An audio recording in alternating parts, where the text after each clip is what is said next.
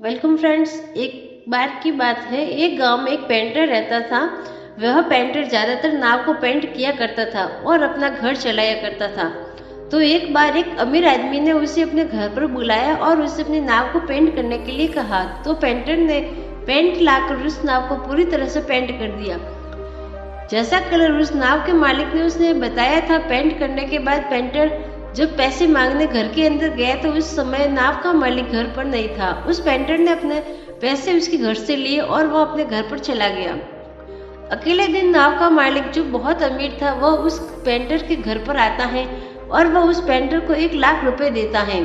Painter यह देखकर बहुत हैरान हो जाता है और वह नाव के मालिक से पूछता है कि यह 1 लाख किस बात के, मेरे पेंट करने के तो सिर्फ 500 रुपये ही हुए हैं।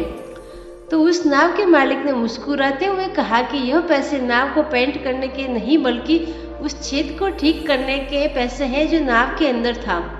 तभी पेंटर कहता है, अरे मालिक, वह तो बहुत ही छोटा सा छेद था जो पेंट करते समय मुझे दिख गया और मैंने उसे ठीक कर दिया।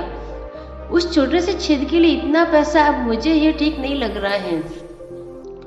तभी नाव का मालिक कहता है कि तुम मेरी बात को समझे नहीं, मैं तुम्हें पूरी बात समझाता हूँ।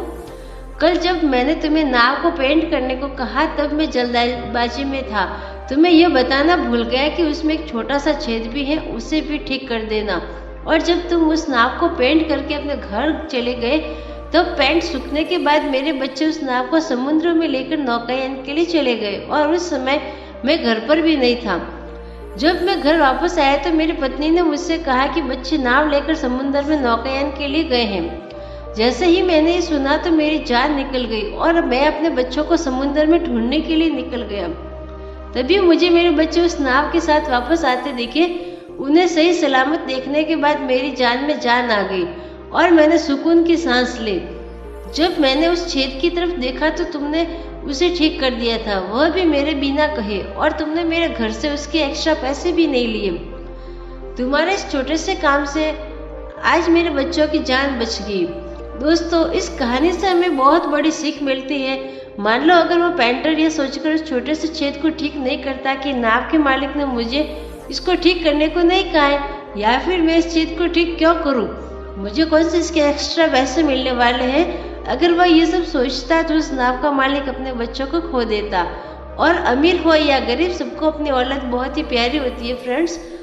तो अगर आपको भी कभी ऐसा काम करने का मौका मिले तो उसे बेझिझक कर दिया करो। क्या पता आपके उस छोटे से काम की वजह से किसी की जिंदगी बच जाए या किसी की जिंदगी संवर जाए। मैंने बहुत बार देखा है कि जब हम रोड से गुजरते हैं तो कभी कभी उस रोड के बीच में बड़े पत्थर आ जाते हैं, लेकिन उस पत्थर को रास्ते में कोई नहीं हटाता। सब यही सोचते हैं कि मैं उस पत्थर को क्यों हटाऊं, वो मेरा काम थोड़ी है। लेकिन अगर आप उस बड़े से पत्थर को हटा दोगे तो क्या पता वहाँ कोई एक्सीडेंट होने से बच जाए। तो अगली बार जब भी ऐसा मौका मिले तो उसे कर दिया करो।